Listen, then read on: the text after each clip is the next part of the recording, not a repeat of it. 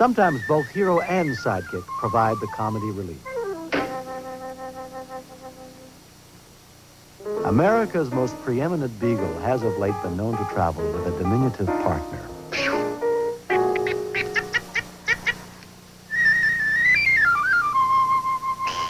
Woodstock, named after the Festival of Song, finds traveling with heroes bone-wearying. 40 winks is the only way to refortify for the next day's grueling adventures.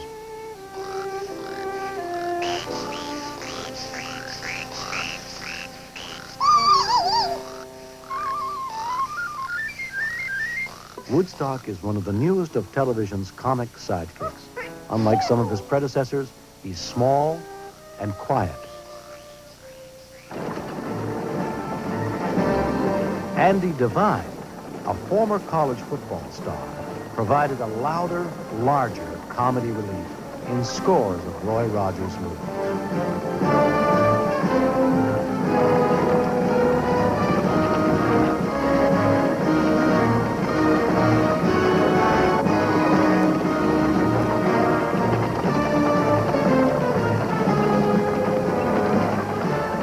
Veteran of silent movies, his voice became his signature when sound came. Young whippersnapper.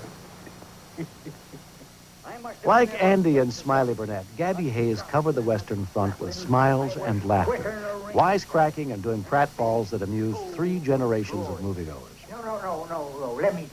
Gabby was a sidekick who had mastered verbal as well as physical comedy. Mostly I'm known as Dead-Eye Gabby. Well, jumpin' Jehoshaphat. That was a good one. Old codgers like Gabby Hayes proliferated in Western films, like Walter Brennan. There you go again. What would you do if I wasn't here to throw 'em for you? I'd throw him myself. I guess you wouldn't that. You ready? Let her go.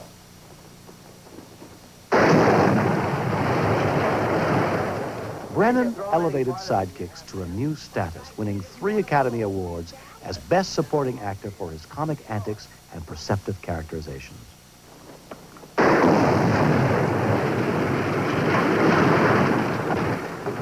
The Duke reached stardom working with a number of very unusual sidekicks. None, however, more unusual than Oliver Hardy. How much longer have we got to do this? Till something happens.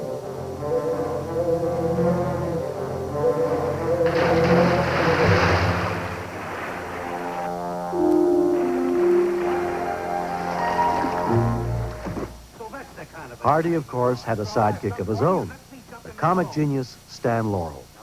The original fat and skinny duo, they teamed up for over 100 movies, spanning 3 decades.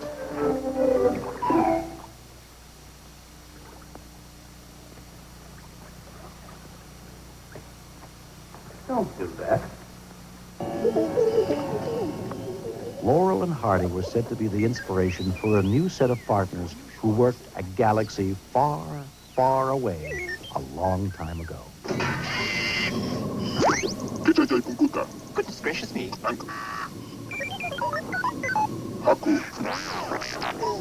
Technically, R2 is not 3PO's sidekick. He flies tandem with the young Jedi Knight Luke Skywalker. In the Star Wars saga, R2 is a kind of technological life support system for Luke, but he also serves to help the Star Wars screenwriters deliver all-important plot exposition. We're going to the Dagobah system. Yes, R2. That's all right. I'd like to keep it on manual control for a while.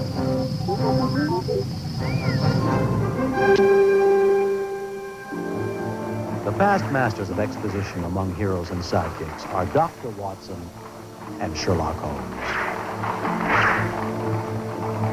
In scores of movies, Watson, played by Nigel Bruce, asked the questions the audience needed answered. Well, that takes care of that. But I still don't understand how young Hunter became involved in the mystery. Alfred, may I borrow your violin? Holmes, played by Basil Rathbone, explains as he tries to deal with a pesky fly he thinks he can destroy with a violin sound. Whatever Gerald Hunter did was done to protect Miss Brandon.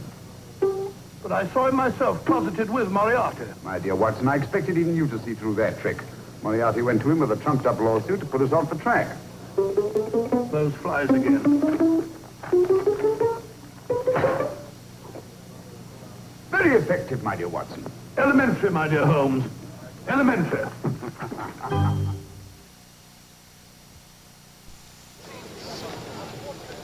Indiana Jones is a hero unlike past heroes of the silver screen. He's modern in the sense that he's not perfect. He's no Douglas Fairbanks or Tyrone Power. There are flaws in his character. As played by Harrison Ford, Indiana Jones recalls characters played by Bogart and Gable, but mostly he's an original. Ford makes us believe that Indy is capable of getting himself into a whole heap of trouble. Nice try, Lachey. Only Indiana Jones would try to escape in a plane owned by the arch-villain and piloted by his henchmen. True, he, with the help of Short Round, can also get himself out of trouble. And getting out of trouble is what it seems to be all about. Heroes spend a great deal of their time on film escaping. Either they're captured and then rescued by a sidekick, or they're doing the rescuing.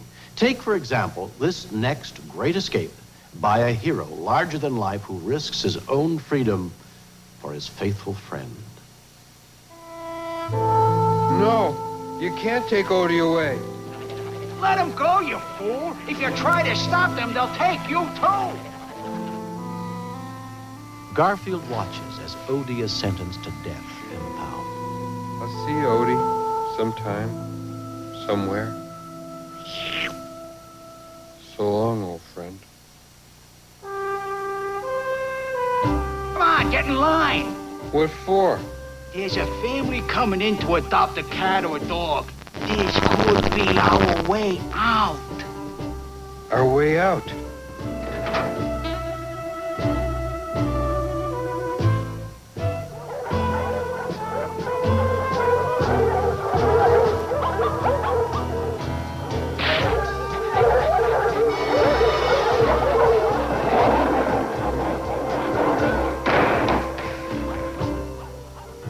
In Temple of Doom, Short Round and Indy must also try to escape from their captors and at the same time free thousands of enslaved children working in the mines.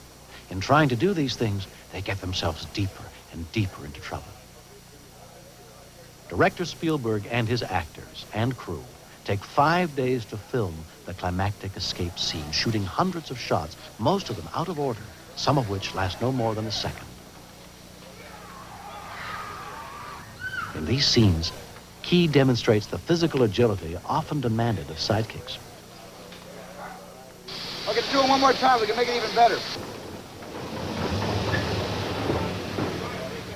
In a scene which will dramatically show the sidekick and hero teaming together to achieve breathtaking results, actors are doubled by stunt persons and later integrated with miniature working models of minecar, hero, sidekick, and girlfriend.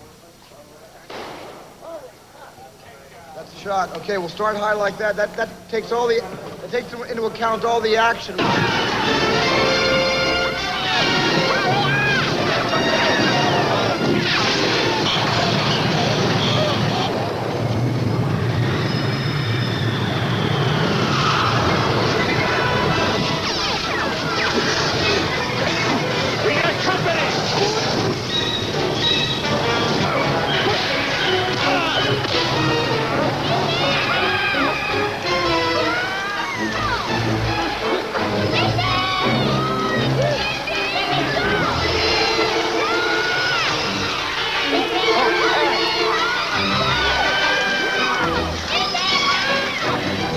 The scene from beginning to end shows how sidekick and hero work together to survive and eventually escape from villainy.